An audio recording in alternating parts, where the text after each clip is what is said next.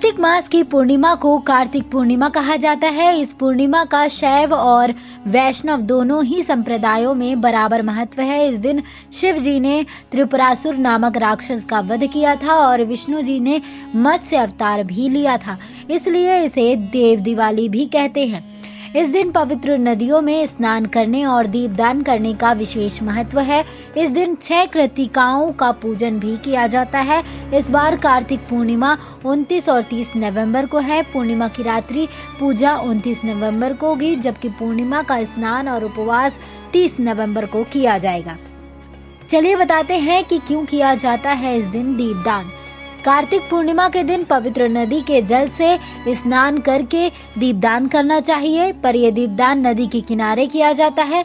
इसका दीपावली से कोई संबंध नहीं है। लोकाचार की परंपरा होने की वजह से वाराणसी में इस दिन गंगा किनारे वृहद स्तर पर दीपदान किया जाता है। इसको वाराणसी में देव दीपावली कहा जाता है, पर ये शास्त्रगत नहीं है। बता दें आपको कि जानकारी जो है वो हमें वेबसाइट और अन्य जगहों से प्राप्त हुई है।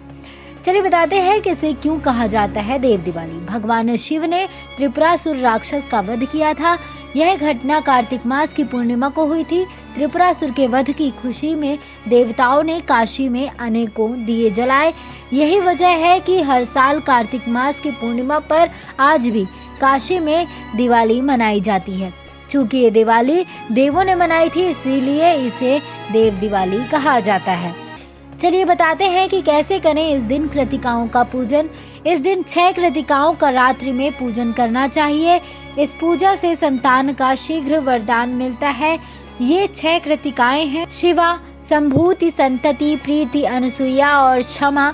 इनका पूजन करने के बाद गाय, भेड़, घोड़ा और घी आदि का दान करना चाहिए।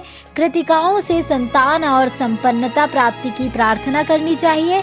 चलिए बताते हैं आपको भगवान शिव की पूजा का विशेष महत्व क्या है। बता दें आपको, भगवान शिव ने इस दिन त्रिपुरासुर का वध किया था, इसलिए इस दिन को त्रिपुरी पूर्णिमा भी कहा जाता है। शिव जी की विशेष पूजा से इस दिन तमाम मनोकामनाएं पूरी होती हैं। इस दिन उपवास रखकर शिव जी की पूजा करके बैल का दान करने से शिव पद प्राप्त होता है। शिव ही आदि गुरु है, इसलिए इस दिन रात्रि जागरण करके शिव जी की उपासना करने से गुरु की कृपा प्राप्त होती है। गलतियों के प्रायश्चित के लिए भी इस दिन शिव जी की पूजा की जाती है।